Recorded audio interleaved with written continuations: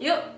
On se retrouve aujourd'hui pour une nouvelle vidéo. Je vais t'expliquer la différence et les avantages entre la souplesse passive et la souplesse active pour que tu puisses comprendre comment fonctionne ton corps, comment t'assouplir de manière saine. C'est quelque chose dont on parle pas assez et pourtant c'est très important, mais il y a différents types de souplesse, il y a différentes manières de s'entraîner. Beaucoup de gens ne savent pas ce que c'est la souplesse passive, la souplesse active, etc. et comment les travailler. Donc je vais essayer de t'expliquer avec mes mots de manière, on va dire, grossière, comment tu peux t'entraîner de ces deux manières. Parce que les deux ont des avantages et peuvent t'apporter quelque chose. Si c'est pas déjà le cas, je t'invite à t'abonner à la chaîne et à lâcher un petit like, ça me fait toujours plaisir. Beaucoup de gens ne font pas la différence entre souplesse passive et souplesse active, donc je vais te présenter ces deux types de souplesse et cette manière de s'entraîner pour que tu puisses comprendre comment fonctionne ton corps et comment t'entraîner efficacement. Dans un premier temps, je vais t'expliquer ce que c'est la souplesse passive.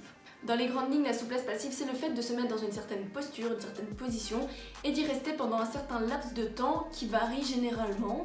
On dit généralement, mais bon après chacun est différent. Généralement, ça va de 30 secondes à 1 minute. Du moins de ce que j'ai entendu et de ce que j'ai pu voir. En gros, tu te mets dans une posture et tu y restes et tu te détends tout simplement. Le fait de rester dans une posture pendant une certaine durée va créer en fait des micro-déchirures dans tes fibres musculaires et ça va provoquer un allongement, pas un allongissement. Bref, tes fibres vont s'allonger. Souvent, c'est avec ce type de souplesse que les gens débutent parce qu'elle est considérée comme plus facile, parce qu'elle demande tout simplement moins d'efforts. La seule chose que tu as à faire, c'est de te mettre dans la position et d'y rester et de t'endormir.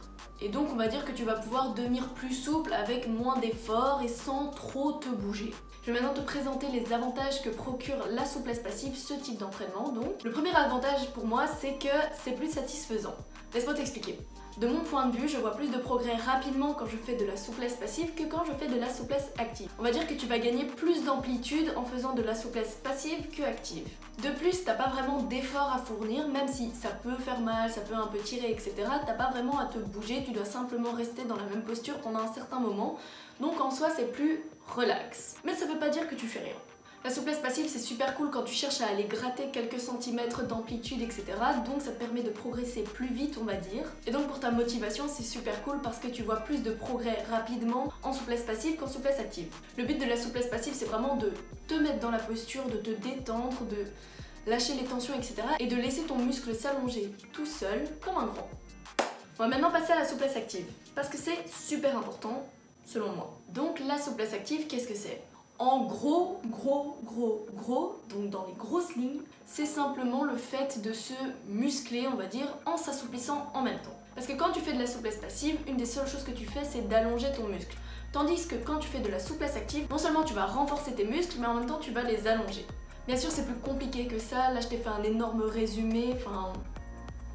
Ça ne se résume pas à 2 phrases, mais en gros du gros c'est ça. Mais je vais t'expliquer un tout petit peu plus en détail, comme ça tu comprends mieux comment ça fonctionne. En gros, la souplesse active, ça consiste à contracter le muscle antagoniste, donc opposé, du muscle que tu cherches à assouplir.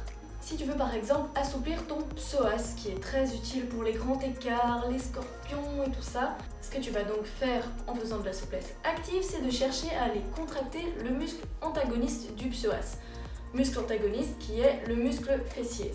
Donc tu vas contracter le muscle fessier pour pouvoir avoir un allongement du psoas. Ce type de souplesse est un peu moins connu et un peu moins apprécié malheureusement, mais c'est super important. Forcément, comme son nom l'indique, ça demande plus d'efforts parce que c'est actif et tu peux pas juste t'endormir dans une certaine posture, tu dois te bouger.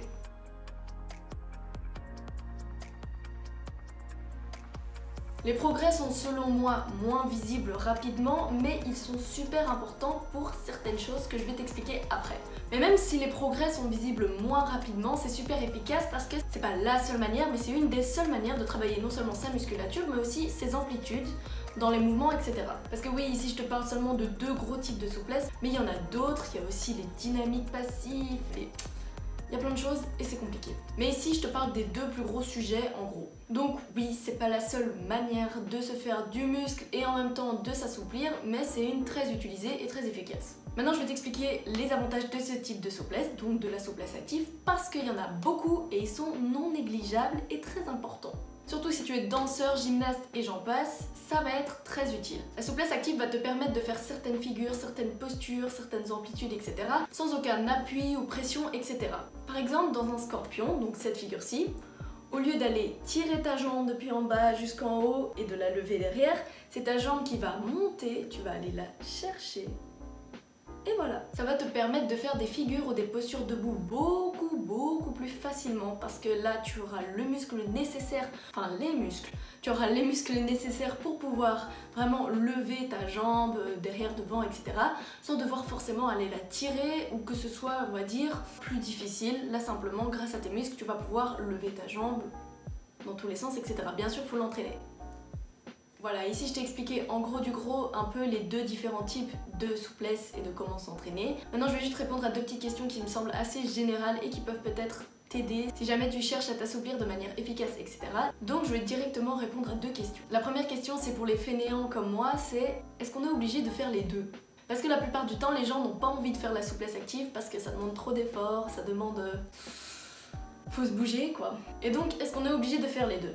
Ça dépend. Tout dépend de tes objectifs, de ce que tu veux atteindre et de ce que tu veux faire. Donc, en fonction de tes objectifs, tu vas choisir un type d'entraînement ou un autre, ou les deux. Par exemple, si ton seul but c'est de faire par exemple des figures sur le sol, comme un grand écart, etc. et de simplement les maintenir là, alors tu peux simplement faire de la souplesse passive, ça ne pose aucun problème, vu que tu ne cherches pas à aller plus loin. Par contre, si tu es justement un danseur ou un gymnaste, etc., tu vas vouloir aller faire des figures debout ou sans un appui, etc.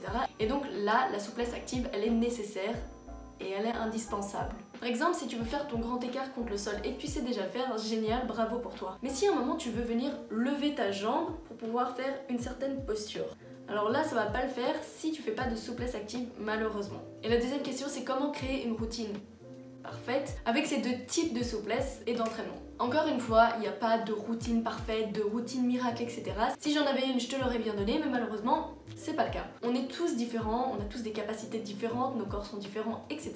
Donc c'est à toi de t'adapter. Un des grands principes que j'essaie d'appliquer à moi-même et que j'essaie d'expliquer aux autres quand on me pose des questions sur la souplesse, etc. Une des choses à vraiment faire, c'est d'écouter son corps et d'écouter comment il fonctionne, de comprendre comment il fonctionne et de ne pas forcément recopier tout ce que les autres font, mais de plutôt comprendre comment fonctionne ton propre corps et de créer tes propres routines. Donc moi je suis là pour te donner des conseils, je suis là pour te montrer des exercices, des choses, etc. Mais ce ne sera jamais une routine parfaitement adaptée pour moi. Pour toi.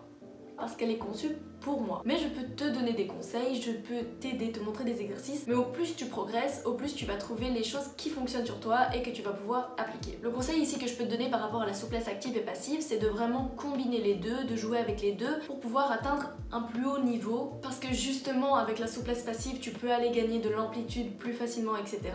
Et avec la souplesse active, tu vas te faire des muscles tout en gardant ton amplitude et en l'améliorant un petit peu. Donc si tu fais les deux ensemble, techniquement, tu vas pas mal progresser et ça va être super. Donc généralement, moi dans mes entraînements, je cible une certaine zone du corps que je veux assouplir et je mélange des exercices passifs et actifs pour pouvoir faire une grosse routine qui mélange les deux types. Comme ça me fait un bon ensemble.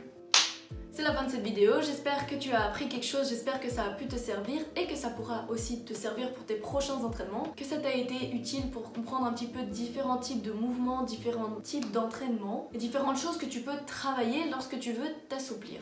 Malheureusement, j'ai pas 3 heures pour t'expliquer en détail ce que c'est les deux types de souplesse et même les autres parce qu'il y en a plus. Parce que c'est très compliqué, c'est très complexe, ça implique beaucoup de choses, mais j'ai essayé de t'expliquer de manière la plus claire et la plus simple que possible, j'espère, comment fonctionnent ces deux types et ce qu'ils t'apportent. Si tu as appris quelque chose dans cette vidéo et si tu as aimé le contenu, je t'invite à liker et à t'abonner à la chaîne. Et du coup, c'est tout pour moi, on se retrouve dans quelques jours pour une prochaine vidéo. Tchuss!